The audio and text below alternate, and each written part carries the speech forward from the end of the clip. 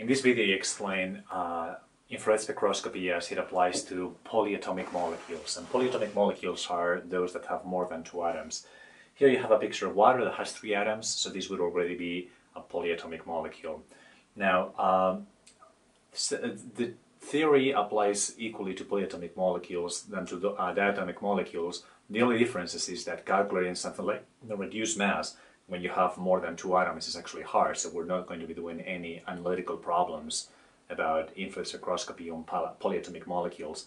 But the idea of a harmonic oscillator, force constant, and so forth, the vibrational spacing of the energy states, that's all the same as in diatomic molecules. Now, the main difference is that a polyatomic molecule has various ways to vibrate. In a diatomic molecule, you only have this, which is what we call the stretch. In a polyatomic molecule, there's many more ways to vibrate. As a matter of fact, if the molecule is not linear, it turns out that the number of ways that you have to vibrate is 3n minus 6, okay, if the molecule is not linear. Water is not linear, and that means that it will have 3n minus 6 modes of vibrate. N is just the number of atoms, right? So for water, we're going to have 3 by 3, 9, minus 6, 3. So water is going to have 3 ways to vibrate. Okay, and I actually have here some representations of what those vibrational modes would be. Alright, so if we go to the infrared spectrum for water, I'm going to show you the 3 normal modes. Okay, this is the first one, and that's what we call the asymmetric stretch. Notice that in this vibrational mode, you actually have that both OH bonds are stretching and compressing. Okay, but they're doing it in an asynchronous manner, right? So one of them is stretched out, the other one is stretched in or compressed. Okay, so that is the asymmetric stretch. That is in difference with the second mode, which is the symmetric stretch, and that is where both the bonds are compressing and elongating at the same time. Okay, that's the second mode. And the last mode, the third mode, is what we call the bending mode. Okay, in this case, there's not a lot of change in the distances between the O and H bonds. Instead, you have that, well, there's a closing of the angle between them. Okay, so again, these will be the 3 modes for water. Now, one of the things we can do is to actually see which one of these modes are going to be infrared active. And again, the key here is to recognize that the dipole moment actually needs to change. Okay, so let's start with the asymmetric mode. And then what we're going to figure out is whether this mode, if you shine an infrared photon of appropriate energy, whether you will be able to excite that. And again, the key idea here is that you actually have to figure out if the dipole moment is changing during that vibration. What I recommend you to do here is to imagine the turning points of the vibration. Okay, so what I'm going to do here is draw one of the turning points, which will be this. All right, so one bond really elongated, the other one really compressed. And then the other turning point, which will be exactly opposite to that, right? And now we're going to draw here the dipole moments and see if those are changing. Well, here you're going to have a dipole moment pointing this way. Here you're going to have a dipole moment pointing that way.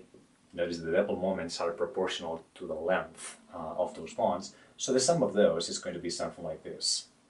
All right, that is the total dipole moment of the molecule in that particular configuration. If you go to the other turning point, the dipole moment will be like this, like that, and then the total dipole moment will be like this. Right, so notice that the dipole moment is actually changing from this point of the vibration to that point of the vibration, right? There's a change in the dipole moment when this is taking place, and because the dipole moment is changing, that means that this mode will be infrared active. Okay, so this is a case where, again, this mode that we call the asymmetric stretch will be infrared active. Right, let's go to the second mode and figure out if that one is infrared active as well. All right. So the second mode is what we call the symmetric stretch. And again, the idea is to draw here the inner and outer turning points of the vibration, draw the dipole moments for those 2 steps, and then figure out if there's a change in the dipole moment. All right. So here you have a dipole moment that is like this, they're like that, and these 2 add up to generate a dipole moment which is like this. Right?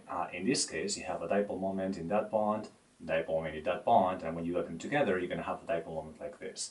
Right, so in this case, we see that the dipole moment is also changing. Something different with the asymmetric stretch is that in this case the point at which, or the direction in which the dipole moment is pointing doesn't change, but the size of the dipole moment does change. Here you have a very small dipole moment, here you have a very large dipole moment, right? So yes, the variation of the size, even if not the direction, that is sufficient to say that this mode will be infrared active. Okay, so both the asymmetric stretch and the symmetric stretch, this mode will be infrared active. Okay, now what about the bending mode, the last one? All right, so let's see if we can actually bring it up here. All right, that will be the bending mode. Now, the bending mode, again, we can exaggerate the outer and inner turning point, or the two turning points. That will be one of the turning points. This will be the other turning point. There shouldn't be much difference into the length of those bonds. I've over-exaggerated that. Okay, here you have it. All right, so let's see what the dipole moments would be in this particular turning point. There you have it. So the sum of this is going to be quite small. Okay, but when you go to this particular turning point, it turns out the dipole moment will be much larger. Okay, so notice that again, here the direction of the dipole moment is actually not changing, but the size it is. So for the bending mode in water, we can also say that it will be infrared active. So for water, water molecule, you actually have three, something that we call normal modes, which are ways to vibrate, and the three of them are infrared active. Okay, let's examine here a second molecule, CO2, in which we're going to see something different. Now, if the molecule is linear, then the number of normal modes that you have is going to be 3 and minus 5. All right, if the molecule is linear. Okay, now for CO2, CO2 is a linear molecule. That means that we're going to have 3 by 3, 9 minus 5. There's going to be 4 normal modes, 4 vibrations. That's one more than water. All right, so let's see what those 4 vibrations are. If I can bring out here the spectrum of CO2, it will be right here. All right, so the first mode that we have is much with what happened with water. This is the asymmetric stretch, right? One bond elongating, the other one compressing in an asynchronous manner. Okay, that's one of them. The other one is what we call the symmetric stretch, much as what you have in water. And then we're going to have one bending motion, which is like this.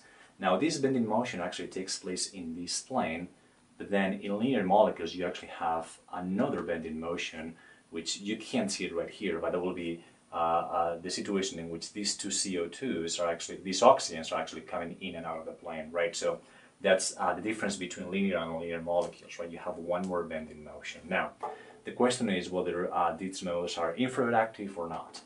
All right, so let's go to the asymmetric stretch, and again, the trick is to draw the turning points of that stretch. Okay, so that will be one, and this will be the other one, CO, and then draw dipole moments. Okay, so here you have dipole moment points from the negative to the positive. That is the other dipole moment. Okay, so overall you're going to have a dipole moment which is going to be like this. Okay, in this particular case you have the dipole moment pointing like that, so it's going to be like this.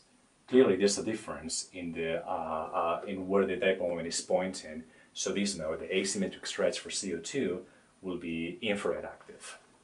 All right, let's actually examine now the symmetric stretch, and you can actually take your time, pause the video, and predict whether this will be infrared active or not. Okay? All right, so let's assume that you have already paused this video, and I'm going to solve this for you. All right, CO, that will be the outer turning point. This will be the inner turning point, where all of these distances will be the same, right? So distances, both CO distances are the same. Here you have that dipole moment, here you have that dipole moment, and then that dipole moment and that dipole moment. Notice that in this case, the dipole moments are actually going to cancel out. So in this particular configuration, this molecule does not have a dipole moment. Okay? And in this particular configuration, you actually have that the dipole moments are pointing in opposite directions, so there's also no overall dipole moment. No dipole moment, no dipole moment, that means the dipole moment is not changing, and well, that means that this mode is not infrared active, right? So even if you shine a photon who has exactly the same energy as this vibration, as the vibrational mode, okay, you won't be able to excite that vibration. This is not infrared active. This particular mode of vibration will not be able to absorb any radiation.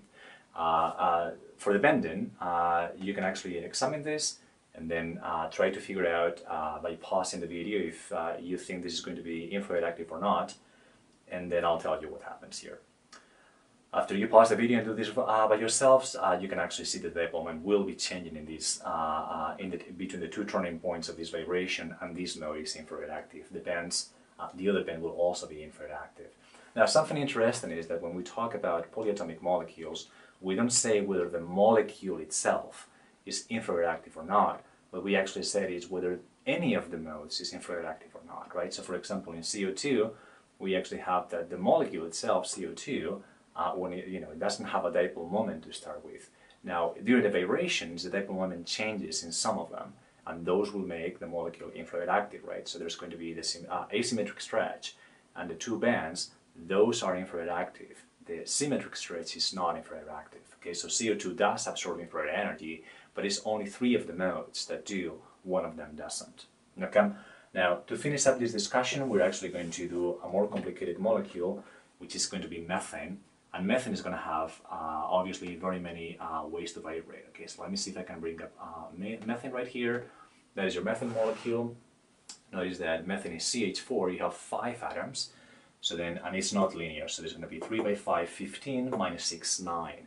That means that methane is going to have 9 ways to vibrate. Okay.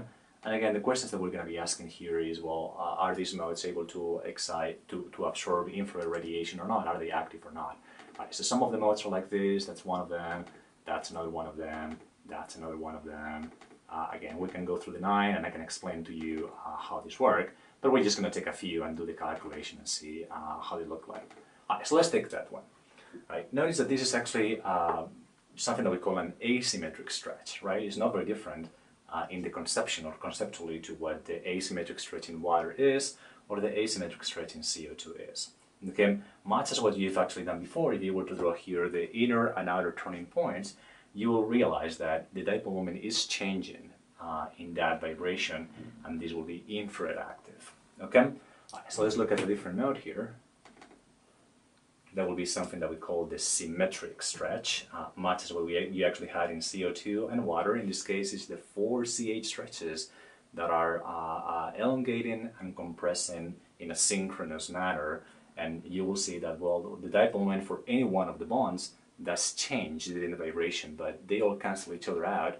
So it turns out that, well, that mode will not be infrared active. Okay, so the symmetric stretch is not infrared active for methane. Now we have other nodes that we can name.